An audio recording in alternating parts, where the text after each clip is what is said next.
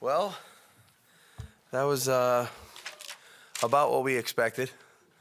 Dave and his crew had done a great job of setting up the board and and putting the proper grades on the players. And I think, honestly, the guys that we thought that would get selected were selected for the most part. We figured there would be a run on receivers, and there was. We thought that the tackles would have a good chance to be gone by the end of the day, and they are, in terms of the guys that were really highly rated. Georgia's pretty good on defense.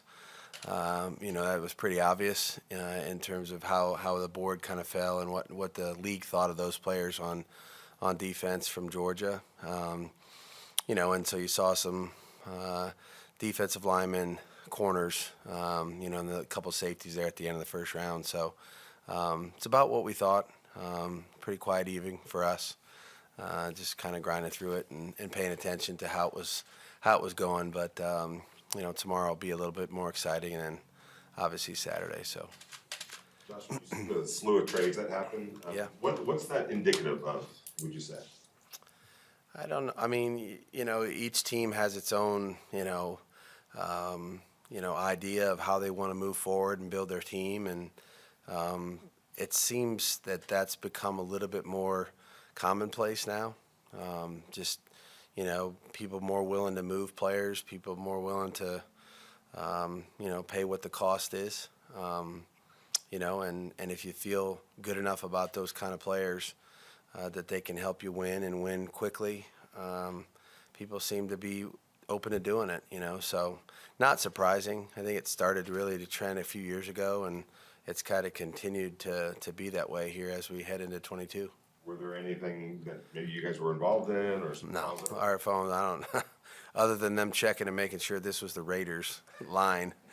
We didn't have a whole lot of action tonight, so no, there was really very little going on, for us. We were just honestly, we were just watching, going back through some of the things that we had already kind of rubber stamped, and just making sure, crossing T's and dotting I's tonight. Dave and I were watching a lot of tape together, so nothing much going on. Coach, the wide receivers obviously have become more and more valuable. You saw the run on them tonight. Can you just talk about how valuable they become? And it doesn't seem like you were surprised their run came. No, there were some talented players, this year at that position. There's a few more that are pretty good too. It's if you can score touchdowns, if you can protect the quarterback, if you can disrupt the quarterback on defense as a rusher, or you can cover these guys that score all the touchdowns, it seems like that's what everybody's looking for in the first round. And the guys that went at that position tonight,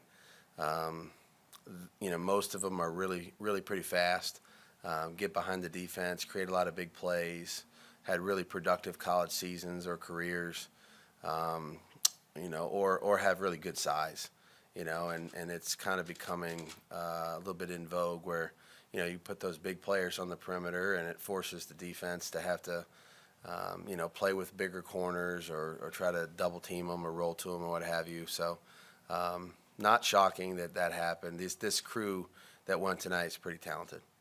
With all those receivers going so high in the first round, and a couple of the trades we're talking about being wide receivers, big time wide receivers. How glad were you that you already made the trade to get your wide receiver months ago? Yeah, it was. I mean, we were we talked about that at pick 22. Look, there's all those things that you can kind of look back on and so forth, but we made that decision a while ago and are very happy with what we received in that transaction, and I'm sure Green Bay's happy with who they had, who they picked tonight. So, Devontae's a pleasure to be around, and having the ability to work with him just a little bit this week at the minicamp was fun for everybody, and just to start that process together. So, looking forward to more of that as we go through the spring. Josh, this time of year, stories can sometimes emerge, and there was a story with Darren Waller. There might be some interest in people trading for him. He had said that you guys had a talk, that he was pretty much assured that that wasn't gonna happen. Did you kind of feel it was important and necessary to maybe sit him down and talk to him about that, or did it just kind of evolve organically, that kind of conversation? Just organically. I mean, if we had to address everything that possibly comes up, it would be hard to do that, quite honestly. Darren's a really important part of our team. I've loved my time being around him. He's a Raider. He's going to be a Raider, and we're looking forward to what we're going to do together. So, you never know where they all come from, but I think at times there's situations where you just want to kind of put it to rest, but honest to God, there's a lot of times during the year where if you were just chasing, those things and you'd never get any work done. So I think everybody feels good about, where that situation is. As trades happen and the draft order gets shaken up, in front of you, behind you, does that, do you sort of monitor that and change, maybe where you think a guy may be available based on, maybe a team that had a certain need, the same as yours, wasn't there, and now all of a sudden they're in front of you? Do you kind of monitor that? Yeah, and Dwayne and Champ and Dave have done a great job of kind of preparing that ahead of time. When things shift like that, immediately they shift the board, and then there's things on the board that would try to give us a little bit of a clue of what somebody may be kind of searching for if they're drafting for need. And sometimes that works and sometimes it doesn't. There's a lot of teams that'll just try to take the best player that they can take, regardless of the position. And other times you can kind of hit it on the head. And so we'll be very aware of how it's kind of fallen tomorrow by the time we get to pick in the third round, if that's when we pick. And so what's happening in the second round as we head into the third round, who may have changed spots, what they may need in front of us, and then what's really the most important thing is what's left on our board that we really are interested in, and so if there's two of a certain player at a certain position that you're interested in, and you see 5 teams ahead of you, and there's 2 or 3 of them that might have that same need, then that's where you start to kind of put 2 and 2 together and try to get 4. But sometimes you're right, sometimes you're wrong. Sometimes staying put is really the right thing to do. But I think there's enough guys up there that we're going to have interest in that however it falls, we'll be comfortable getting a quality football player. Josh, not asking any names, but were you kind of surprised that a few guys may have dropped out of the first round that you thought might have gone early? There's always guys that that are very talented, that for whatever the reason, maybe it's need, maybe it's something with the medical situation or what have you, concerns of some sort, and sometimes it's just how the board fell and what the teams needed, and somebody may have picked something that they really needed maybe a little bit more than somebody else. Some teams do that, and it always pushes players to the next day, So I know, if you pick early in the second round, you almost kind of feel like it's a do-over of the first round, where you have all day and all night tonight to kind of think about what's there, how you're looking at it, what's going to fall to you, and then a little bit like that in the fourth round. Because you have, that day, the time after the third round's done, and then the morning before the fourth round begins to really evaluate it and kind of start putting some pieces together. But, there's some really good football players that are going to go tomorrow and going to go Saturday. So there's plenty left on the board, that's for sure. Josh, is the hay in the barn now? I mean, do you get to go home and rest, or is there a lot of adjustments and redo after the first day? Not a lot of. There's very little to adjust. We graded the players, and I think there's a time where you say, okay, all right, it's done.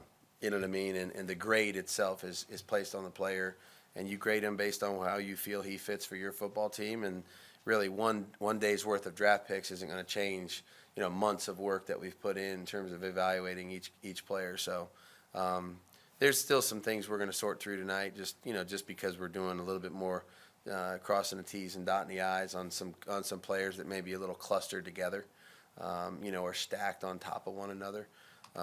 But you could probably do that almost infinitely, because you never know how it falls. Okay, we have offensive guard, a running back, a receiver, a corner, a safety, and a defensive tackle, and they all have the same, same grade, and you never know how many of those guys are going to be there, when you pick. If they're all there, what's the order you're going to go in, and if there's two of them there, would you pick him over him? And some of those conversations are going to be had, but I don't think we'll stop the process totally until we're done on Saturday night. You mentioned the minicamp. What's the biggest thing you've tried to instill at this minicamp for your new players? It's a new process for everybody. We're all coming from a little bit of a different situation, and getting to know each other, and really just learning our language. How do we communicate with one another?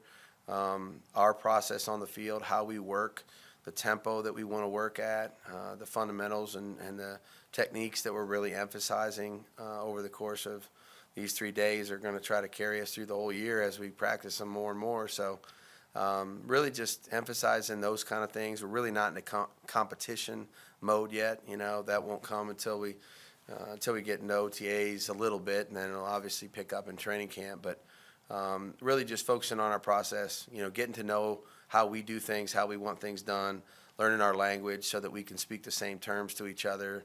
One word tells a lot of people a lot of things, and you just got to know what those things are. And people are giving calls and getting calls on every play or every rep. So that was a big focus for us. Pleased with the turnout and tremendous effort and attitude by the guys that are here. Really, really happy with that.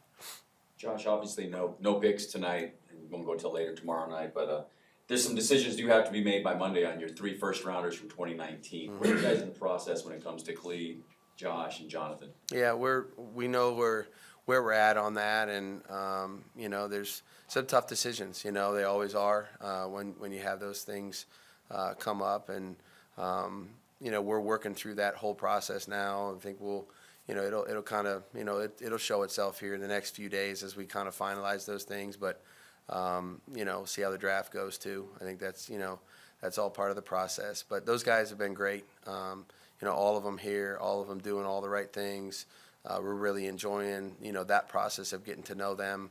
And really I'm looking forward to just building the relationships with them, because regardless of what happens, you pick up it, you don't, it's not that doesn't mean that the relationship's going to change, so we're really just pouring into them, hoping that they get to know us. They're doing the same thing. Couldn't ask anything more from all three of those guys, and we'll cross that bridge here in the next few days. Josh, guys on both sides of the ball have talked about you and Patrick are teaching the why. You're teaching them why we do things. That's kind of been changed here. Does that come from your dad? Is it something from you, Bill? Where did that come from in that coaching style? Because it's not traditional. Well, it's interesting you ask, because I haven't been around many that haven't done it that way, because I've only been, really around my father and Nick and Bill and, most of the time. So, I just, that's kind of how I was raised. And then I was raised in coaching that way in New England, where, the players always, I think, feel better about accepting direction when they understand the purpose. And so we're just, trying to be really diligent about communicating. When we ask you to do this, this is the reason why. There's a good reason why. It's just not because it says coach on my shirt, So I just think that's a good way to really work together. That's what we're doing. This isn't a dictatorship, we're trying to go out there and work together to try to get better. And if we have a coaching point or something that we're trying to impress upon them, I think it's just better to tell them why we're doing it, than just force them to do it. And they're always kind of wondering, I don't know why we do this, but, he keeps making me do these drills. So I think that's always an important part of teaching. And I think Patrick does a great job. I think we got a lot of guys that do a great job of that. And there was a lot of that going on here the last 3 days for sure. Josh, what have been your overall impressions of the NFL draft being here in Las Vegas, and how this city translates to being a football town? Yeah, I think it's been great. Obviously I haven't been down there in the last couple of days, but just the excitement that this has generated here. I'd say for me coming here, and this is my first, year in this city, in this state, just the way that we've been embraced and how, they've kind of drug us into the culture and we're really, it's everywhere you go, you just kind of feel, welcomed and excited to be a part of this. And I think all of us would say the same thing. We're blessed to be here. We're blessed to work in this organization. And I think this city itself has shown itself. I mean, it's a pretty interesting city, can host some marquee events, with the draft and the Pro Bowl this past year and the Super Bowl coming up in another year here. It's that kind of town. It's that kind of state. And, it's really those of us that are here working in it now understand it a little bit better than we did 3 months ago. And it's an exciting opportunity for us moving forward, to play in front of these fans, to be the home team here in this state, and to get into that stadium and try to do really cool things there. All right, guys. All good? Good to go? Great. All right. Thank you. If you had a pick of 22, who would you have taken? Devontae Adams. Have a good night.